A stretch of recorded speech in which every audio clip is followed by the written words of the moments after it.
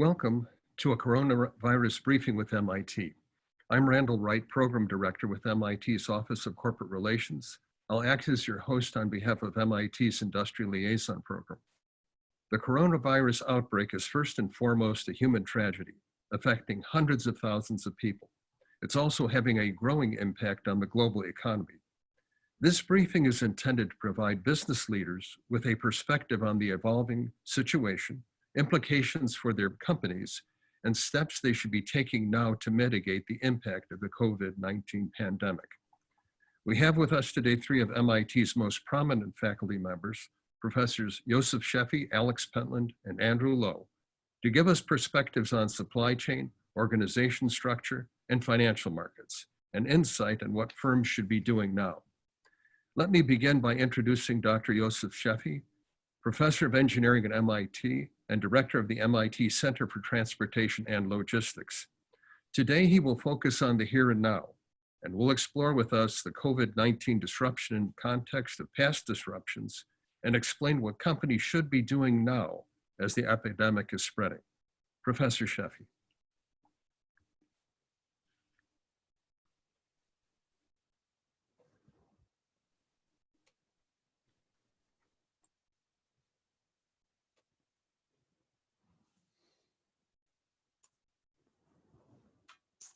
Hello, everybody.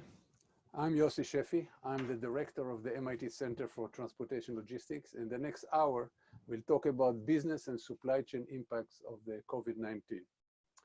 Of course, the first thing that people tell you is not to panic. And I'm not panicking because my computer is not working. So just a minute, there's a technical difficulty here.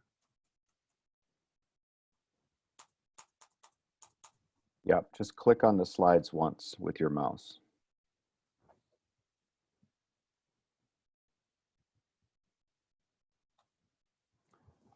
Okay, we got it back. So the first thing everybody tell you is not to panic, which of course is the reason for all the panic. But let's look at the whole disruption that businesses are facing here in the context of business disruptions in general. So we have, random phenomena like hurricanes and floods and natural phenomena. We have, accidents. We have government and politics, Brexit, and lots of other trade disputes and others. There are issues of non-compliance when companies don't comply with regulations, and it brings a disruption of business, or a supplier does not comply with regulation. We have sometimes competition coming from left field without us realizing it. Of course, the economy. We're now going towards a recession, but we've had recessions before. 2008 comes to mind, was a big disruption for all businesses. There's issues of social discontent when people are angry about using, for example, animals for testing, about environmental issues. There are, of course, intentional disruptions, be it strikes, be it terrorist attack. And finally, we're going to talk about pandemics. That's the subject of today. So in order to put it in context, let's look at some history of some pandemics. So the AIDS pandemic, which is still slowly going on, had 75 million cases at a death rate of over 40%. The US flu, just in the US in the last year, had 35 million people infected with about 0.1% fatality rate. The H1N1 was a very big disruption, had about 1 billion people worldwide, about 200,000 died. The Ebola is one of the more frightening ones because of 2/3 of the people infected died. Finally, we're talking about the Spanish flu, which several people mentioned during 1918. About 1.2 billion people were infected, 60 million people saying 50 million, 70 million, nobody really know for sure, about 5% fatality rate. But the numbers were enormous. And this was what hospitals look like, and this is where mass graves were digged. So let's now talk about how pandemics work. And they don't attack the whole world at once. There's a first cluster going on, what we saw in China, it then dies down. Then we have another cluster starting and dies down, and another cluster starting. That's what it looks like today. And if we look at one of the dashboards, you see the clusters happening every day. Also, if you look at the lower right-hand side of the screen, you see the top line, the orange line, is infection in China. The yellow line that goes like a hockey stick are infection in the rest of the world. Italy and, of course, around Europe in general, and right now in the United States. Just to understand what is there's a lot of misinformation about the fatality ratio. So let me just mention it, that the problem is there are two types of, two ways to calculate the fatality ratio. The first one is for countries who were caught flat-footed. They didn't test in time, many undiagnosed infection, and the results are overwhelmed medical facilities. So this is what happened in Wuhan, in China. This is what happened in, what is happening right now in Italy. This is what is happening right now in France. In China, just to understand, during the, at the Hubei province, there were about 4.5% people died. However, in the rest of China, it was less than 1%, because by then they were implementing all these measures to stall the pandemic. Around the world, you can see the difference between countries. In Italy, it's now over 7%. The number of dead people in Italy is staggering. South Korea is less than 1% because they started very quickly testing people, following those that are that came in touch with those that became positive, and then they have a very low mortality rate. Iran, almost 5% has a problem. But if you look at Switzerland or Denmark, they have very low percentage because they made a lot of, they took a lot of the measures early. The idea is to take it early. And just by comparison, there are several countries that took very aggressive measures early and experienced no death, whether it's Malaysia, Qatar, Singapore, Israel, Finland, Bahrain. None of these countries. There are hundreds of infections in these countries. None of them experienced any death yet. Let's now move to the subject of this talk, supply chain impact. So first of all, comparisons that between this disruption and others like the Fukushima meltdown, the Thailand floods, the SARS, MERS, Katrina in the United States are all inaccurate and underestimating the impact. The problem with the COVID-19 are that it impacts both supply and demand. We saw first a supply impact, and I'll talk about it a little more, but the main impact is going to be a demand impact. Part, of course, as you read in the paper, China today is much larger element of the world GDP. So both supply and demand affecting China, thereby affecting the rest of the world. But the main impact will be the demand reduction due to fear and social distancing, and of course the media, the online hype. We are probably facing a recession. I'll let the two other speakers talk about it a lot more, but this is the so-called black swan, the thing that hit us from left field without any preparation. Let me suggest that even though this is different, there's something that I call the Anna Karenina principle. What is this? Tolstoy wrote in this book, Anna Karenina, happy families are all alike. Every unhappy family is unhappy in its own way. So every disruption comes with its own litany of misery, causes, and cascade of effect. Not two disruptions are the same. However, management of every risk and every disruption involves prevention, detection, and response. There are generic preparation steps that should be taken in every disruption. These are applicable to supply chain issues, and we will talk about it right now. So first of all, the first thing that I want to explain is the so-called bullwhip effect.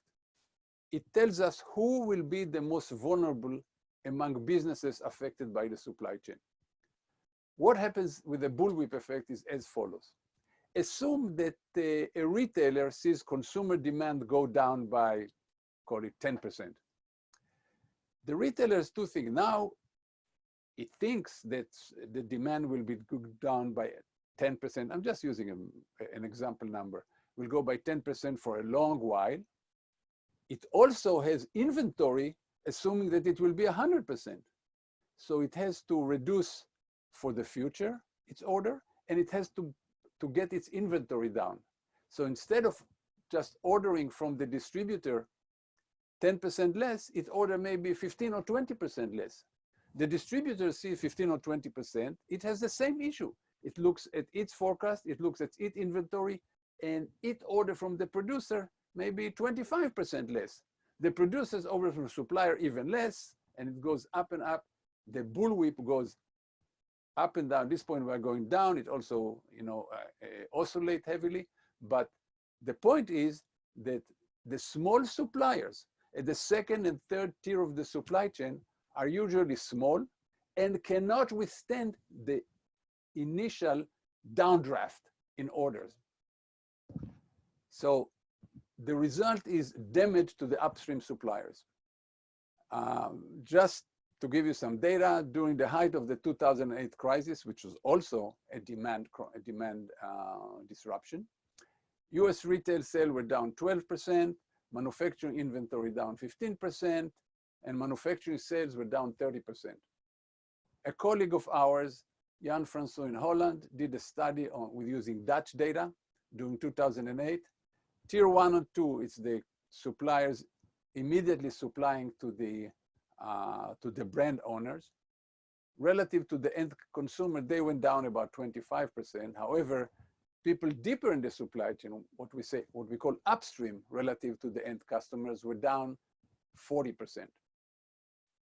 And in fact, the Chinese immediately understood that this, as the China Morning Post said, this could be a death blow for Chinese small manufacturers.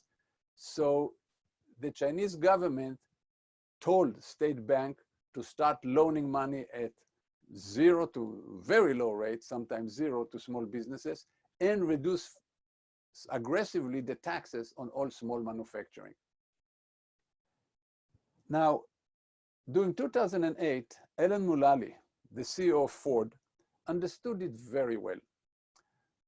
When he gave his testimony to Congress, he did something that in some sense is amazing. He implored Congress to save its competitors, because he said if GM or Chrysler will fail, their supplier will fail, their supplier's supplier will fail, and their suppliers will fail. These suppliers are making, for example, Johnson Control makes seats for all the auto manufacturers. If it fails, nobody will have seats, including Ford. So it asked Congress to help and make sure that these companies will be helped. Ford was not in a bad position. It had enough money. But to summarize, you say a collapse of one of our competitors would have a ripple effect across all automakers, suppliers, and dealers, a loss of nearly 3 million jobs in the first year. So he was trying, he understood his problem very well, and trying to explain it to Congress that it's not only the, what you call the OEM, the original equipment manufacturer, the people who hold the brand. In this case, it's the auto company, but it's all their supplier, and it will affect an entire industry. We'll talk a little more about this later. First of all, let me give you some forecasts, which is always dangerous, because in 2 to 3 weeks, you may find out that I was wrong, but be it as it may. So we started in, let's talk about supplies from China. First of all, understand that supplies are coming, by and large, the big quantities on ships. They are not flying on air in any case. There's almost no flying, but this is not flying on air. It is coming on ships. So what happened is the following. in the Chinese New Year, there's all businesses in China almost grinds to a halt. It goes from the second week of January until the end of January, beginning of February. So this is what happened in 2020. Everybody went home. Factories the world over who get part and material from China knew not to expect shipment during the Chinese factories closure. So, however, they expected shipment to restart right afterwards. So what we did, what these world factories did all over the world, they had enough inventory of parts and material in order to build their product to cover the down period, but not much more. So see what happens now. Let's focus on China and its vicinity. What happened is a week after the end of the Chinese New Year, ships from China loaded with parts and material did not make it to North Korea, to South Korea. They probably also didn't make it to North Korea, but it was not a problem. It did not make it to South Korea. What happened in Hyundai announced a week after the end of the Chinese New Year that it is closing factories in South Korea. 10 days after the end of the Chinese New Year, ships laden with parts and material were not making it to Japan. Nissan announced closure of factories in Japan because it did not have parts. Let's now look at the United States.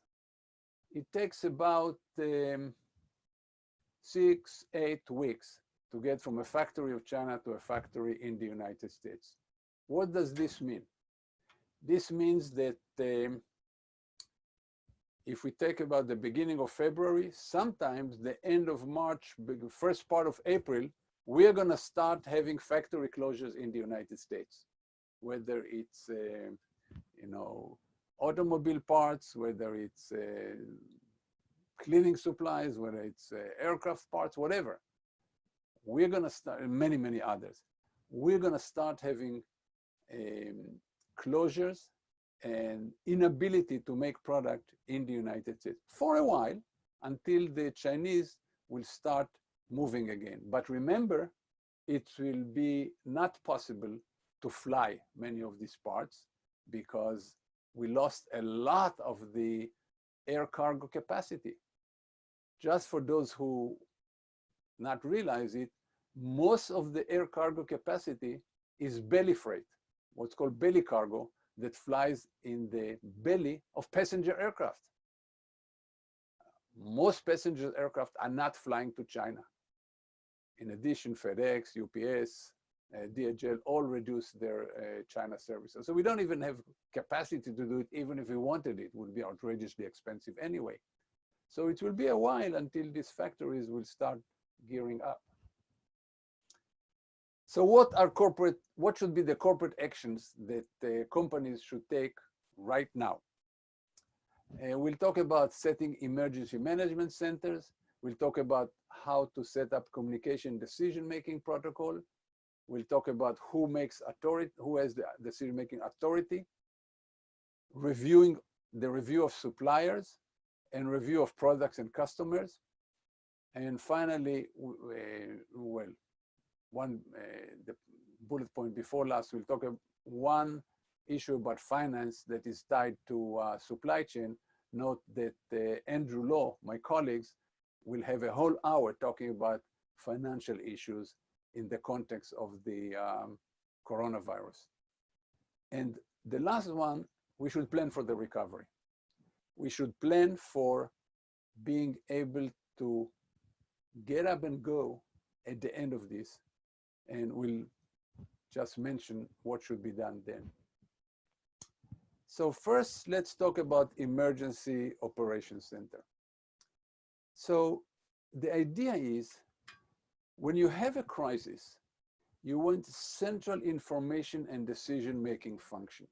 You want the decision makers have all the information come to one place when people can talk to each other and make decisions. Now, the pictures that you see here are, or the illustration that you see here are probably not relevant for a coronavirus, because a lot of this, in case of the coronavirus, will be done virtually. But we need a central information decision making, and one can have people in a room like this, but spread them around, of course. In this type of emergency operations center, you have to worry about two things. You have to worry about employees. How do you take care of employees? And how do you take care of the business ecosystem? And in many ways, this should be two separate teams, because the mistake that many companies are doing this, one team looks at both, and you have to worry about both of them. Both of them are as important at the same time. When you talk about employees, you have to think about families, you have to think about children at home, you have to think about how to connect employees, continuity of pay. A lot of these issues have to be dealt by the HR team, basically tied to the emergency operations center. Of course, taking care of the business ecosystem is what we'll talk about later. How do you take care of customers? How do you take care of employees? How do you take care of suppliers, and so forth? And lastly, taking care of communities. Corporations operate in certain communities and have to make sure that they offer their services to the community. So for example, Google made its online tools for collaboration free for businesses for the next 3 months or so. Many businesses are taking similar actions, giving their stuff free to people so they can use during the, so they can keep business, family, relationship, collaboration going during this crisis. Just to give you an example, this is the Walmart Emergency Operations Center during a hurricane. You see people sitting next to each other. That's not going to happen now. They're going to sit far away from each other, but this is tied to all their system. On the screen, you can see what happens in every one of Walmart distribution center and stores and parking lot. And the information comes to this place. This is American Airline Operations Center, something similar. Let's now talk about crisis communication. Excuse me. How do you communicate what has to be done in case of a crisis? So, first of all, you must have ready communication for all stakeholders, which means know who they are, have all the emails, have everybody get on similar collaboration tools at this point, and so on. As I mentioned before, you have to worry about employees, you have to worry about customers, you have to worry suppliers, the media, shareholders, analysts, and the community.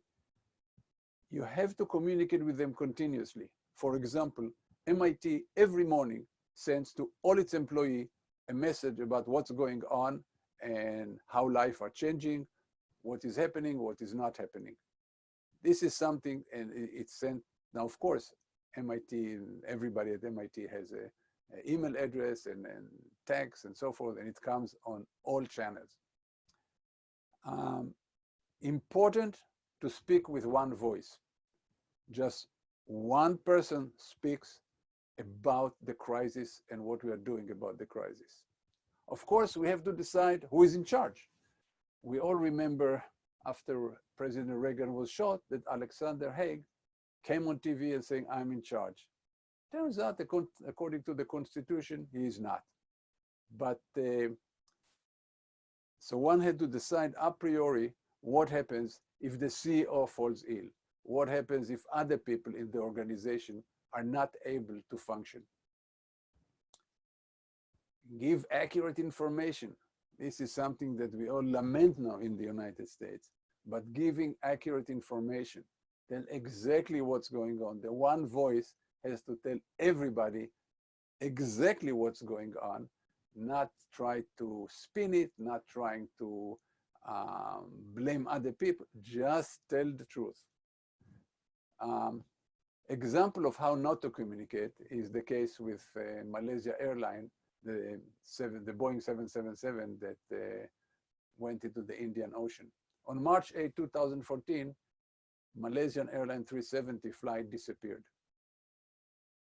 Immediately, the Malaysian went into a tizzy. They started conflicting announcements and spoke with multiple voices. See, the Malaysian Prime Minister was saying one thing, the Minister of Transport another, the Inspector General of the Malaysian Police, the Malaysian Air Force Police, the Maritime Enforcement Agency, Department of Civil Aviation, airline representative, air traffic control releases, all gave very confused information, and nobody had the trust of the people, and of course the grieving relatives, but also the whole aviation work tried to understand, all aviation world tried to understand what was going on. What happened to a sophisticated state-of-the-art airplane that fell off the sky? We still don't know. And of course, we have a problem when we talk about how not to communicate in the US with the president. And I'm wondering what the people around him are thinking. I think that this guy doesn't really realize, doesn't really believe what the president is saying. And this guy gets really angry. So I don't really know what they're thinking. That's in my mind what they're thinking.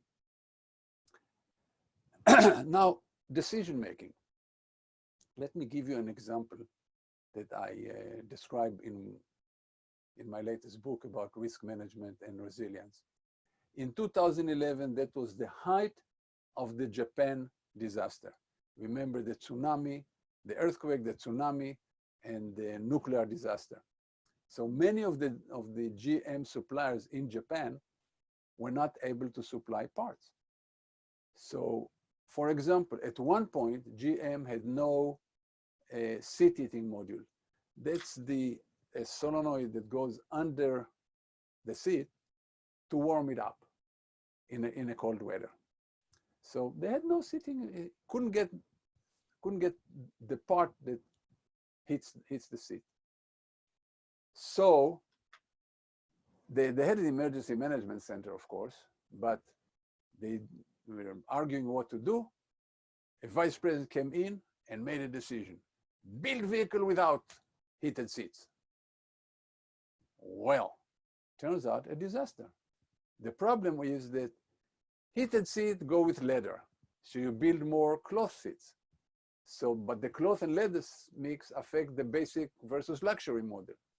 So what happened is canceling the leather seat meant all sub-assembly and components that went into the seats became stranded in the supply chain somewhere. And anybody who works in supply chain know that the worst thing is to have too much stuff going to a distribution center or a warehouse. And you had all the leather seat clogging the supply chain. They had it with a few other parts. On top of it, you said you're going to build more basic cars with cloth seats, but dealers and end customers want what they want. They don't care about GM problems, and they're just not going to buy. So the idea is, now, of course, if you are an engineer or a supply chain professional, you know these things, and you will never make a decision like this. So the mantra, one of the main conclusions from this crisis GM that then they implemented everywhere is called swim your lane, which means, in other words, that's what Bill Belichick, our beloved coach, calls do your job. Don't do other people's job. Don't swim in other people's lane. Just do your job. If you are an engineer who deals with seats, you know what can and cannot be done. If you are a supply chain manager who understands where stuff is coming from and where it's going, you make the decision. One of the most important issues in this case is actually to keep the C-suite, the CEO and others, away from making decisions. They should talk to the media, they should talk to analysts, and they should be fully informed all the time about the latest information but they should not make the detailed decision, because if you talk about sophisticated product like automobile with tens of thousands of parts and tens of thousands to hundreds of thousands of suppliers all over the world, you have to know exactly what you're doing when you make decisions. So let's now talk about the next point, which is look at suppliers. You want to make sure that you still have supplies, that you have a steady flow of parts and material into your factory so you can build your product. So the first thing you have to do is supplier mapping. What do I mean by supplier mapping? You have to know where your stuff is coming from. Surprisingly, most companies don't. What they know is who the supplier is, and they know where the headquarters of the supplier is, because in the SAP system or other enterprise resource planning, what you have is the address of where to send the check when the supplier sends you stuff. That's not what you need. You need to know where the supplier plants are. Are they in Wuhan? Are they in South Korea? Are they in Northern Italy? Where are the plants of the supplier? Not the fact that its headquarters is in Luxembourg or Switzerland. This does not help you. You want to know where the plants are so you know if they'll be affected. Next thing, you have to know about each one of these plants of the suppliers. What do they make?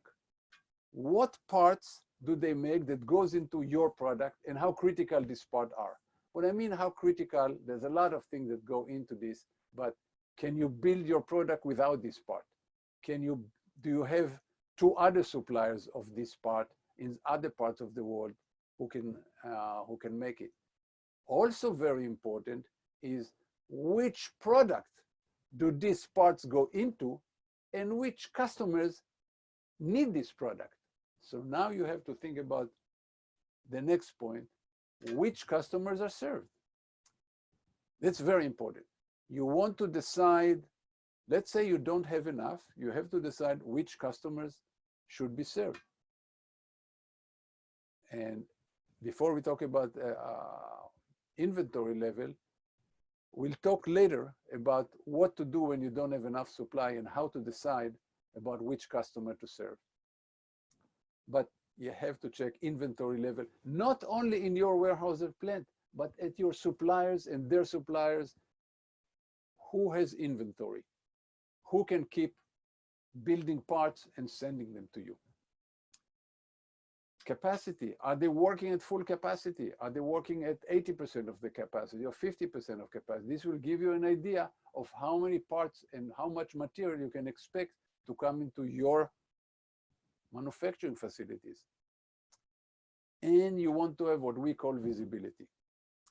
This is not something new. Most companies are trying desperately to get visibility into their upstream supply chain. What's coming into them?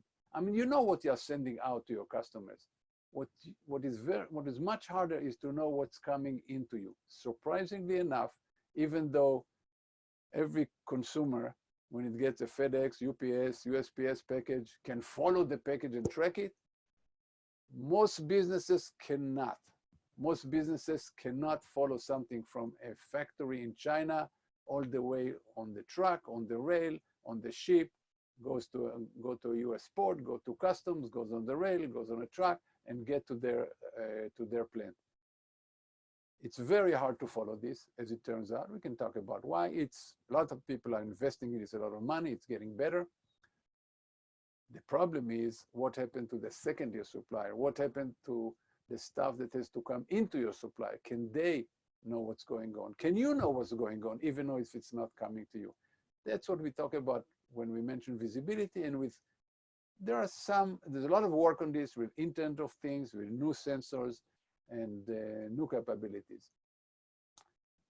What to watch for? Okay, lots of things to watch for in case of a disruption. Supplier may degrade quality.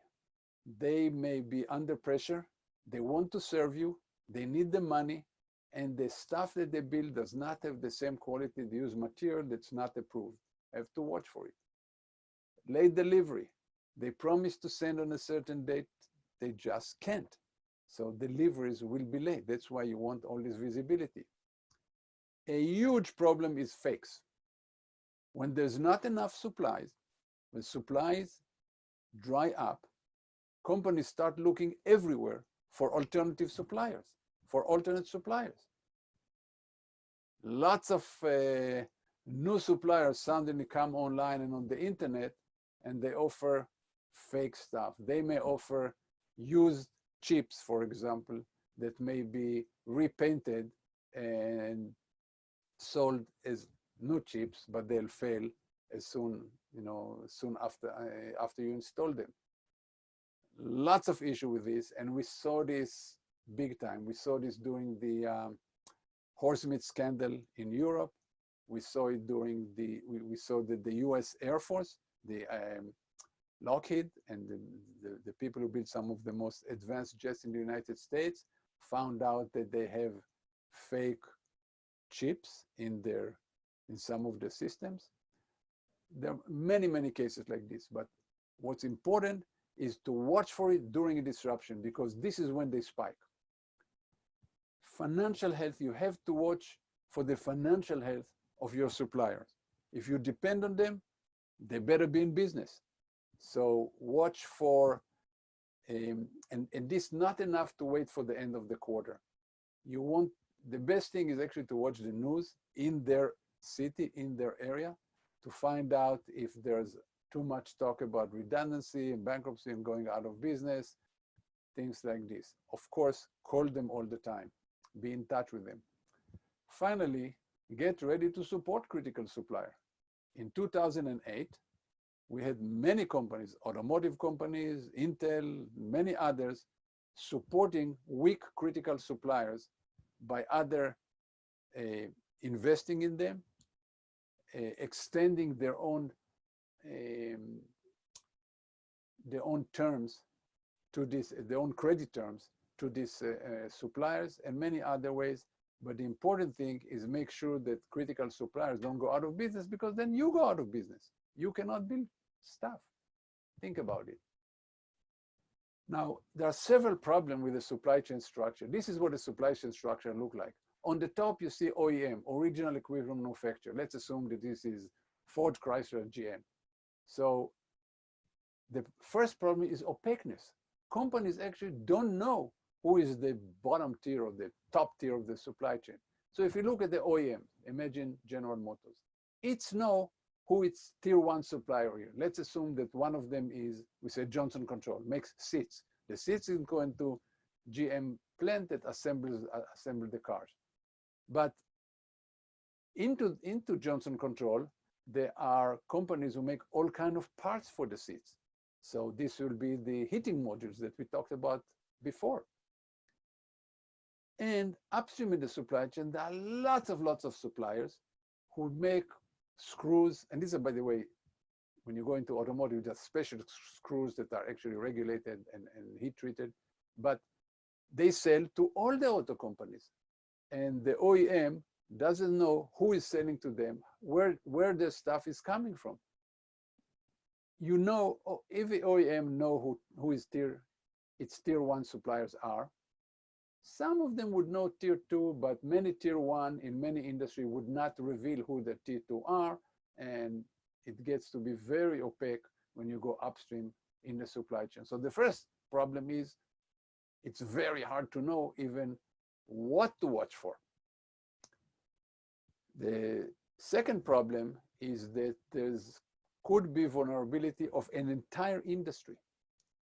For example, it could be that unbeknown to all these three top original equipment manufacturers, they all depend on, for some parts, on one supplier at tier three. They don't even know who they are.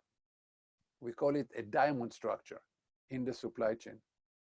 Examples like this was in 2012, a factory, Evonik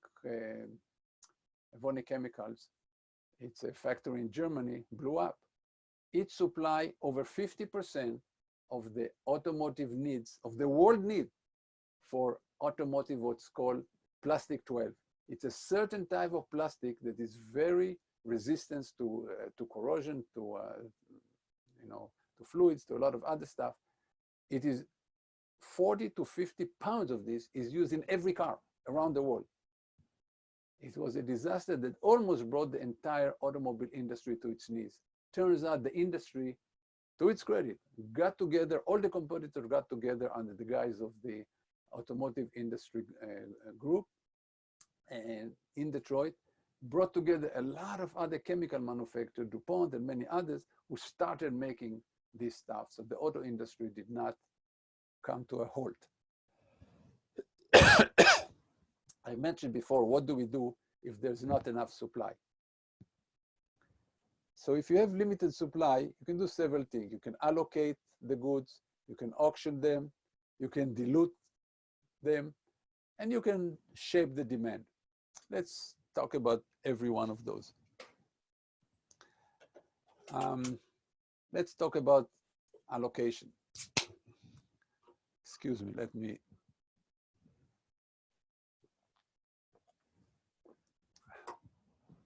First of all, when we talk about allocation, is product triage. In many cases, the same parts may go to many different products that you make. So again, which product gets the part? How do you do it? Based on financial contribution, which means the product with the highest margin, based on product for which you have a lot of products already in the field, based on products that go to the most important customers, based on fairness to everybody, based on which customer really totally depend on you and go out of business without you. There are many, many considerations about which product gets the part. And you have to decide this now before, so you don't have to make decision under crisis. Of course, it works best if this consideration, like margin, vary across product and customer. If they're all, if they're all the same around all products, so you just do it by fairness. You give everybody the same percentage of the product, but it's never the case. Usually, it's very different between customers and product. So you give you an example again with General Motors with 2011 during the Japan crisis. So there was a shortage of engine controllers, airflow sensors, and brake control modules for all trucks. These parts are the same for all trucks that GM makes. GM made a decision. It made a decision to close the Shreveport truck plant that makes the Colorado truck. This is the truck shown here. Why do they make it? Because this is a small truck. GM makes a lot of money on big truck and very little, actually loses some money on the small trucks. So in addition to this, it had lots of field inventory. Because it was not selling well, it has a lot of field inventory. So it would not have affected customers. So GM decided to close the Shreveport plant for 1 week. Of course, the Wall Street Journal and New York Times, so the sky is falling, GM is closing plant. It was totally and utterly planned and orderly closing. As it turns out, once they decided to close it and started the process, they found out enough extra parts and did not need to close. But by the time that you start closing of a plant, they had to close it for a week and then ramp it back up. But it's an example of product triage. An example of auction is in Thailand floods in 2011. There was huge floods in Thailand. You see all the factories being flooded. Thailand is the #1 producer, like 70–75% of the world disk drive are produced in this part of Thailand. So the company that had the part decided to get it to the customer who wanted it most. Now, economists will tell you that this is the right way to make a decision. Western Digital was hit hard, and Seagate had demand stripping supply. So Seagate conducted auction among customers. He who pays me the most will get it. Economists think it's the right way to do it because it gives the product to the customer who needs it most. Unfortunately, the response of the customer was that this is profiteering, and once they had to go to Seagate, but when crisis abated, they all went back to Western Digital. So it worked for a short term, but not for a long term. Dilution, that's an example. There are many other examples, but Maker Mark had high demand for its bourbon. So he decided to add what they said, a touch more water to the bourbon. Instead of 90 proof, it became 84% proof. The CEO explained that to maintain the taste, they had to dilute it a little bit. The result was a customer revolt. One customer wrote, my bourbon is being diluted, so Beam can fatten their wallets a little more. I'll help lower their demand by not buying anymore. Customers stopped buying it. And the CEO, a week later, the CEO said, we've been tremendously humbled over the last week or so. By the way, this was not the only, many other companies diluted many products. For example, Intel diluted some of the material that goes into the chip, but of course it was well tested and it worked, it was not a problem. There's another, the last thing is substitution. During the Taiwan earthquake, both Apple and Dell introduced a new model. Apple, in order to estimate demand, took orders for 160,000 specific computers with specific component. Dell had no pre-orders. So Apple could not sell what they promised. Dell used its so-called postponement strategy. It would not build a computer until it had an order in hand. So it just raised the price of those computers that had the component in short supply, lowered the price on those computers for which it had all the parts, and continue selling with no problem. Let me just say a word about finance, and a lot more of it will be said by Andrew. First of all, during recessions, as we seem to be going into, cash is king. So in terms of supply chain, you have to think about paying later to suppliers, so you keep cash. You have to try to get earlier payment from customer once you send them the product. You have to reduce inventory. There's a lot of cash tied in inventory. You have to delay any capital investments. And of course, when you increase the time you pay suppliers, watch for the health of supplier. You can do it with some suppliers, not with the weak one. Of course, make sure you secure credit line and start thinking right now about the recovery. I will not talk more about it because Andrew Lowe will talk more about finance. But let's talk about planning for recovery. So the idea is to keep expertise in-house. So continuity of pay, taking care of family, allow for part-time work. Germany, Holland changed the labor law, for example. They want to make sure that workers with expertise are not going to leave the market or go and work elsewhere. So they allow for part-time work, but the big change was that unemployment would be paid for part-time work on a part-time basis. And then let's not forget, a crisis is a terrible thing to waste. And it's opportunity during a crisis for tough business decisions. It's an opportunity for reorganization that you always wanted to do, but there was a lot of resistance within the organization. There's an opportunity to cut non-performing products and customers under these circumstances. Finally, a note about the long term, because I get a lot of questions about it. Will more companies move manufacturing and procurement onshore, out of China, out of elsewhere? Short answer is yes, but not much. The reason is that Chinese manufacturing become so sophisticated that it's not easy to replace. And Southeast Asia still has cost advantage, being it Vietnam, Bangladesh, Indonesia, Malaysia. So it's not easy to move onshore.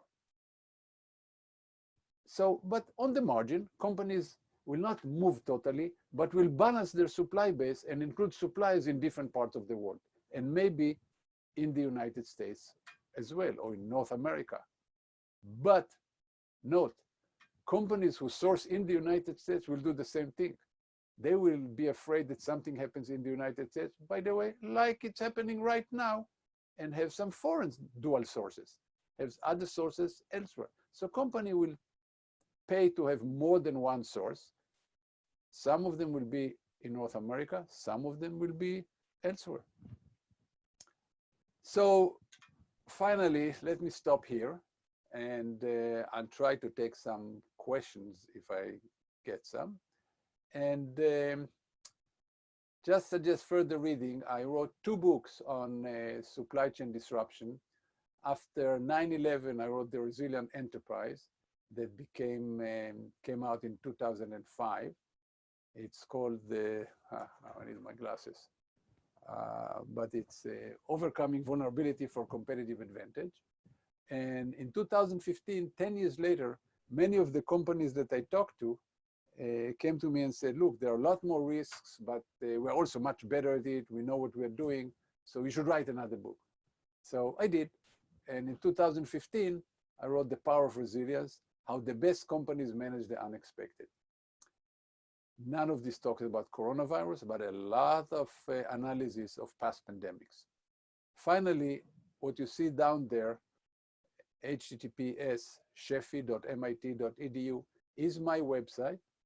And if you go there and look on the LinkedIn influencer post and many others, you'll see on the front page a lot of posts, TV appearances, Wall Street Journal articles, and others, stuff that I wrote about the coronavirus in the last few months. So with this, let me see if we can take some questions.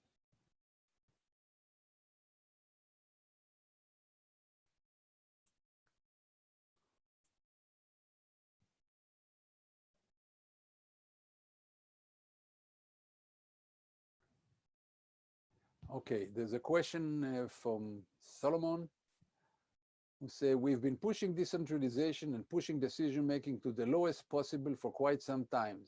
Are we scraping all this with the move to centralization in a crisis? Good question. Many companies have been decentralized and moving decision-making down. And by the way, it's absolutely the right thing to do, especially in a crisis. But let's separate between 2 things. Let's separate between the information flow. We have to focus the information and focus high-level decision-making. But the idea, if something happened at the low level, this is particularly important, not for this type of disruption. In this case, it's worldwide. So knowing what's happening in other part of the world, learning from what's happening in other part of the world, concentrating this information in one place is a good thing, but then moving this information down to the decision-making maker at the lower level of the organization. So in general, absolutely yes. Moving decision-making to lower level organization is the right thing to do. But in this case, since it's affecting the entire world at once, not a particular location who has to act fast, we have to learn from everything, understand what's going on around the world, move the information down. And unless it's a decision that affects the entire corporation, which has to be done centrally, decision can be made locally. So with this, let me move to the other question. Philip asked, given the information overkill at present, my God, I hope I'm not part of it. What are the trustworthy source of information on seaborne and airborne logistics from China to the rest of the world? Okay. Right now, we have, the idea is call your favorite suppliers. Call your favorite shipping company, airline that you ship it, mostly forwarders, who forwarders are, for those who are not familiar with, are the intermediaries that you arrange for you for either sea or air international shipping. They will have much better information because they talk to the actual airlines and shipping line all the time. So to me, the best source of information are this intermediary, the third party here, in between the customer, the retailer, manufacturer, distributor who owns the goods, and the customer, where you want to send the goods to. In the middle, there's these forwarders, these third parties, who can have the information all around. So my guess is that this will be the source of this information. Okay. Unfortunately, I'm going to sign off now. I'm going to get off this now because I want to finish 5 minutes before the hour, because we have to clean up the surfaces, and I'm sitting in a very small, closed, audio booth, and we want to clean it up and we want to air it out before the next presenter comes. So let me stop here and invite Sandy to come in and follow me. So thank you very much. Go to my site. If you have a question, you can send it to my email, shefi@mit.edu. My site has more information, shefi.mit.edu. Thank you very much for listening.